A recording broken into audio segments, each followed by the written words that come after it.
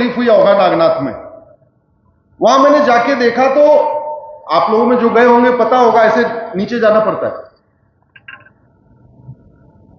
किसी समय औरंगजेब के डर से भगवान शिव के ज्योतिर्लिंग को छिपाया गया। अरे औरंगजेब चला गया, अब क्यों छिपा के रखा हुआ है आज भी। और एक लेडी थी वहां पे, दर्शन करके निकल रही थी, मुझे लगा इनको हार्ट अटैक आ जाएगा। उसको इतना पसीना हो रहा था वहां अंदर जाके बाहर निकलने में। और सच्चाई तो यह है कि मुझे भी वहां घबराहट हो रही थी। ऐसा वो बना हुआ है। और अभी तो बहुत भीड़ नहीं थी, सावन के महीने भगवान जाने वहां क्या हाल होता होगा। तो कम से कम जो ऊपर जहां पे भगवान शिव का ज्योतिर्लिंग है, अगर उनको न भी उठाया जाए, उनको वहीं भी रखा जाए, केवल उनके ऊपर की छत हटा दिया जाए, छत हट जाए तो भी लोग आराम से जाके, एक जाने का रास्ता हो जाएगा, एक आने का रास्ता हो जाएगा, लोग आराम से दर्शन कर लेंगे। अभी तो वहां आना जाना, वहां रुकना, आदमी को घबराहट होती रहेगी तो ध्यान कहां से करेगा। मुझे समझ में नहीं आया कि यहां के आपके क्षेत्र के सांसदों विधायकों ने इन विषयों को क्यों नहीं देखा। अरे हम आजाद हो चुके हैं, औरंगजेब का जमाना चला गया, अब हम आजाद हैं। और हमारे भोलेनाथ आज भी वहां नीचे बैठे हुए, उनको आजाद करना चाहिए कि नहीं करना चाहिए? उनको उस गुफा से बाहर निकालना चाहिए कि नहीं निकालना चाहिए? ये हमारी ड्यूटी है।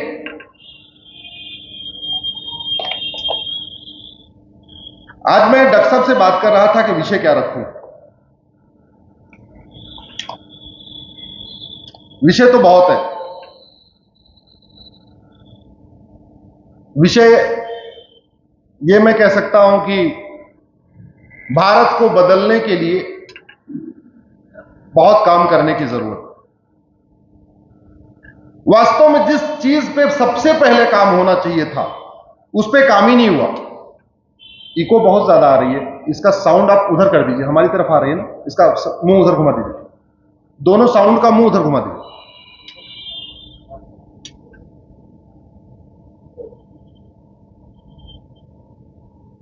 भारत में किसका राज है? जरा जोर से बोलिए, किसका राज है भारत में? भारत में किसका राज है? कानून का राज है। किसका राज है? और जिसका राज है वही घटिया है।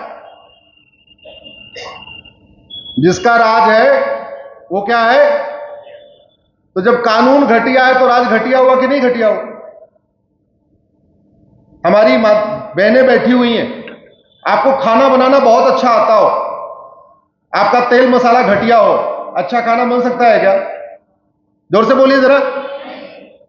यहां दो डॉक्टर भी बैठे हुए, सर्जन है, आपको बहुत अच्छी सर्जरी करनी आती हो, आपके ऑपरेशन थिएटर का सामान घटिया हो, सर्जरी सफल हो सकती है क्या?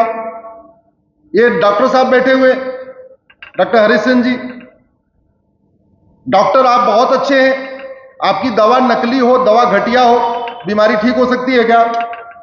हो सकती है क्या? जोर से बोलिए। जैसे ड्राइवर अच्छा हो लेकिन दवा, गाड़ी खराब हो तो यात्रा सुरक्षित नहीं होती, डॉक्टर अच्छा हो लेकिन दवा घटिया हो तो बीमारी ठीक नहीं होती, ऐसे शासक अच्छा हो लेकिन नियम कानून घटिया हो तो किसी भी समस्या का समाधान नहीं होता।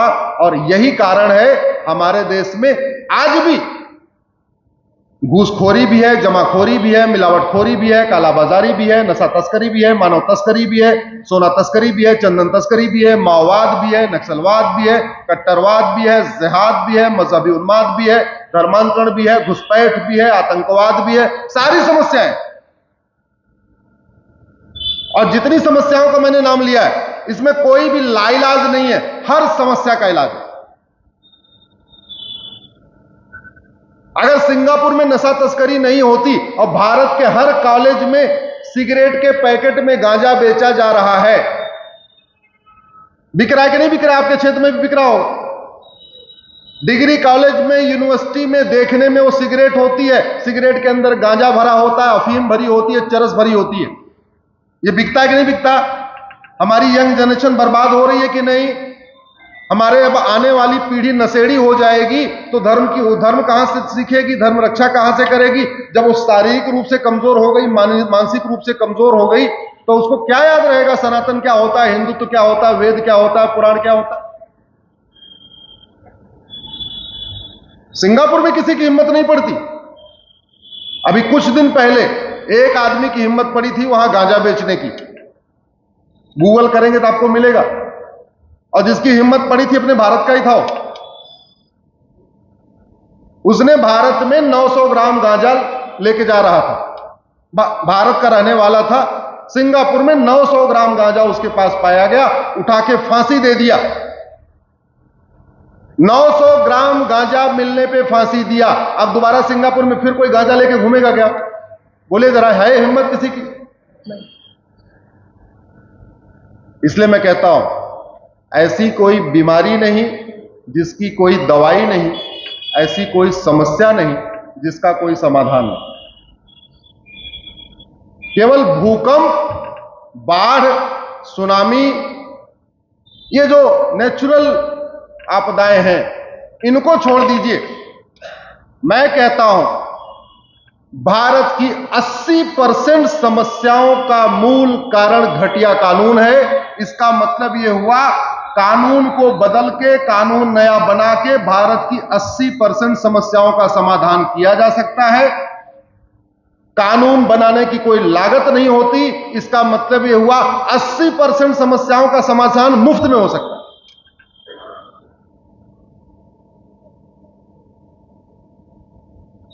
और डॉक्टर बदलने से बीमारी ठीक नहीं होती, यह भी याद रखिए।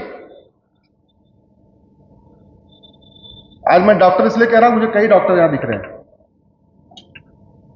डॉक्टर बदलने से बीमारी ठीक नहीं होती। बीमारी ठीक होती है जब डॉक्टर दवा बदलता। शरीर के अंदर डॉक्टर नहीं जाता, शरीर के अंदर इंजेक्शन जाता है, शरीर के अंदर टैबलेट जाती है, शरीर के अंदर वैक्सीन जाती है, शरीर के अंदर डॉक्टर नहीं जाता। तो अगर भारत में कोई समस्या है, अगर हमारे थाने दलाली के अड्डे बने हुए, हमारी तहसील कमीशन खोरी का अड्डा बना हुआ है, हमारा नगर निगम दलाली का अड्डा बना हुआ है,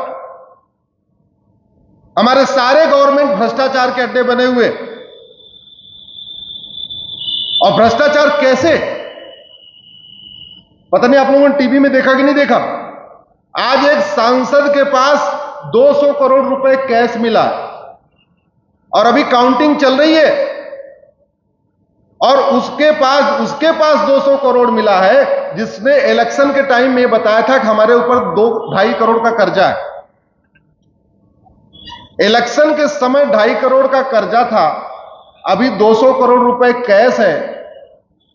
तो कुछ फार्म हाउस भी होगा, कुछ फ्लैट भी होगा, कुछ बंगलो भी होगा, एक आध बियर बार भी होगी, एक आध हुक्का बार भी होगी, एक आध डांस बार भी होगा, ये भी तो होगा साथ में।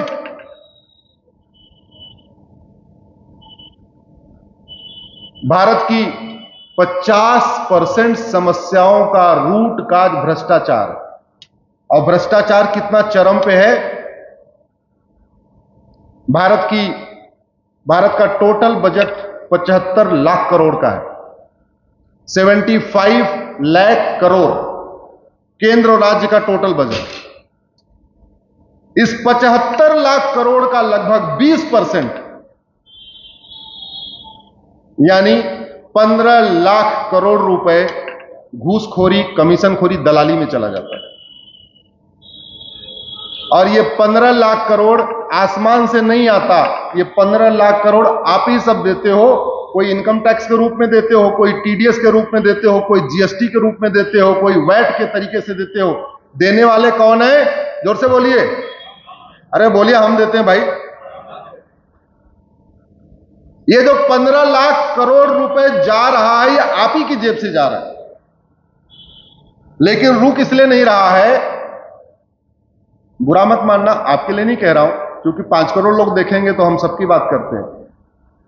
ये रुक इसलिए नहीं रहा है क्योंकि कानून नहीं बदला जा रहा है। आज भी भारत 1860 के इंडियन पिनल कोड से चल रहा है, जो मैकाले ने बनाया था 1860 में। सब बदल गया। एक्सप्रेसवे बन गए, हाईवे बन गए, चंद्रयान बन गया, मंगलयान बन गया, अग्नि मिसाइल बन गई, ब्रह्मोस बन गई, सूर्य पे जाने की तैयारी, ये सब हो गया। लेकिन 1860 का कानून नहीं बदला। पुलिस का भ्रष्टाचार इसलिए चल रहा है कि 1861 का पुलिस एक्ट नहीं बदला। भ्रष्टाचारियों को सजा इसलिए नहीं हो रही है कि 1872 का एविडेंस एक्ट नहीं बदला। और कानून बदलने की कोई लागत आती है क्या? जोर से बोलिए जरा, कोई है लागत? अरे कानून बनाने के लिए तो इतने सारे सचिव बैठे हुए हैं, पूरा मंत्रालय चलता है। कानून मंत्रालय का काम क्या है?